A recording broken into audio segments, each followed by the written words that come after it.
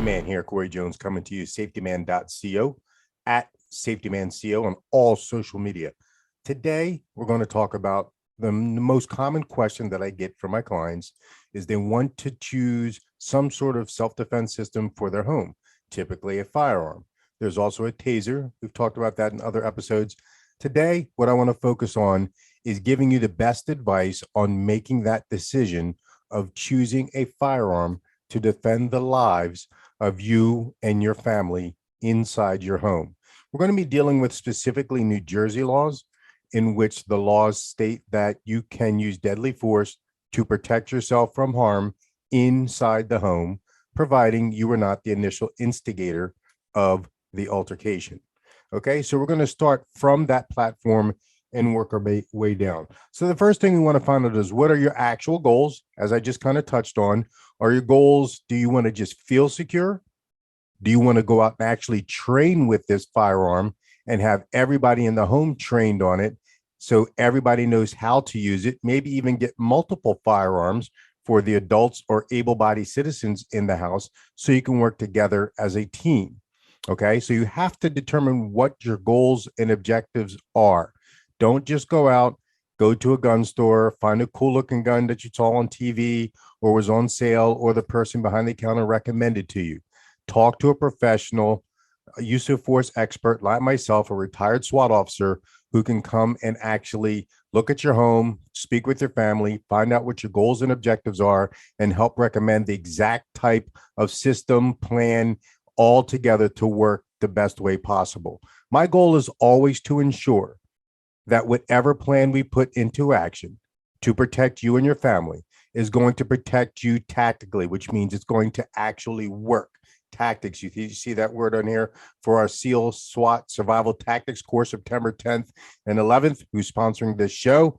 Make sure you go to survivaltacticscourse.com. You can read all about it, see the bios of some of the best warfighters in the world who are instructors with me, and all those tactics and techniques and concepts are coming into exactly what I'm talking about today. So we want to determine what our goals and objectives are.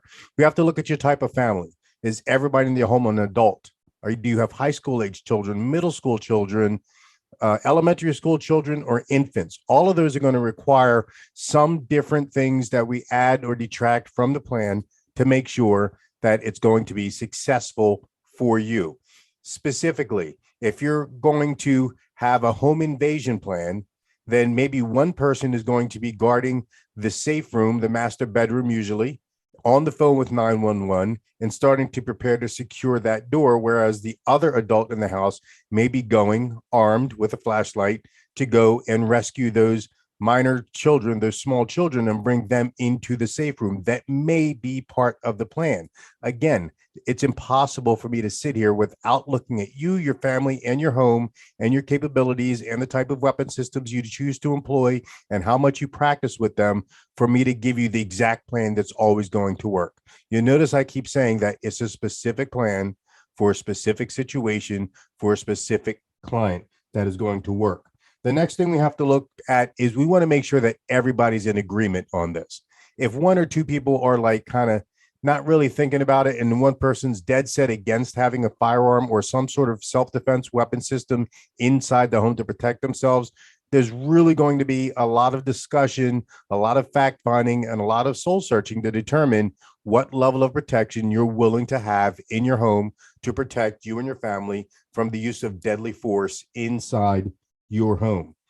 We also want to make sure that we know what the legal requirements are to purchase a gun, to own a gun, the type of ammunition, and then the justification to use the gun to prevent harm inside the home, providing you are not the aggressor. What I always recommend to my clients is, after we do our training and you are safe and effective with your firearm and you can defend life, I always recommend one or two criminal defense attorneys that I've personally worked with, who I trust, to have an initial consultation. So you can have this attorney's phone number on your speed dial. So heaven forbid the worst happens and you have to use deadly force to protect you or your family.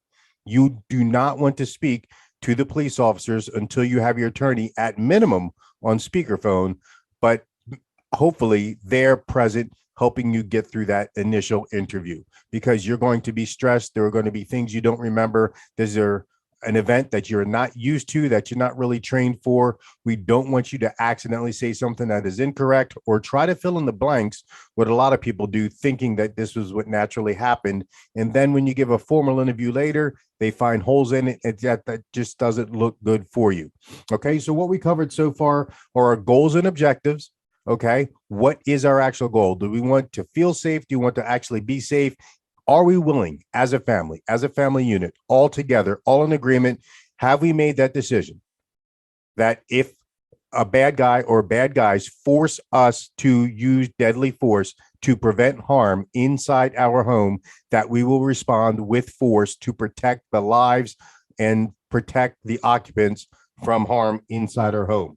Okay. We also want to make sure, again, we research our specific state and even locale on the legalities of the types of guns we can have, because New Jersey has a lot of laws that determine how many rounds each gun can hold, how fast they can fire, how long the gun has to be, the types of ammunition, whether they be hollow points, soft points, all those different things make a difference in New Jersey. So when you talk to a professional like myself, or like some of the gun stores that I'll recommend you to, they will ensure that when we send you home, and after your training is all complete, and after you've made contact with a criminal defense attorney and you have him or her on speed dial, so heaven forbid the worst happens, you are tactically, legally, and morally protected in your use of deadly force to protect the lives of the occupants of your home. That is what we're going to talk about just in this episode. In episode 2, what we're going to talk about are the differences in the types of weapon systems that are available. Obviously, everybody knows about a handgun, a pistol. Okay.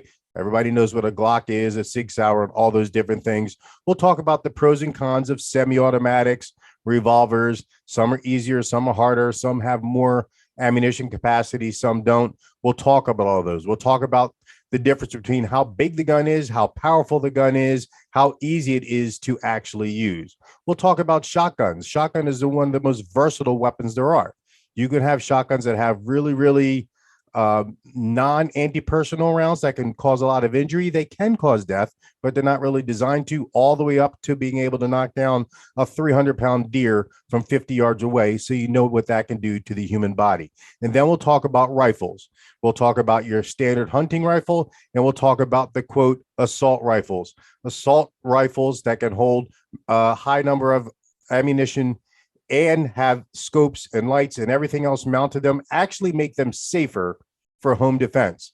Because if you have a light, if you have an aiming device already mounted onto your weapon and you're trained to use it, you can identify your threat, you can identify what's beyond it, and you can make sure that when you press that trigger, you only fire enough rounds to stop the threat from engaging in force that's going to hurt you or the members of your family. So we're going to talk about all the differences between those, and then hopefully we'll reach out, we'll get together, and we'll do some training to make sure you are tactically, legally, and morally protected to be able to use deadly force to protect the lives of the occupants of your home from unlawful force.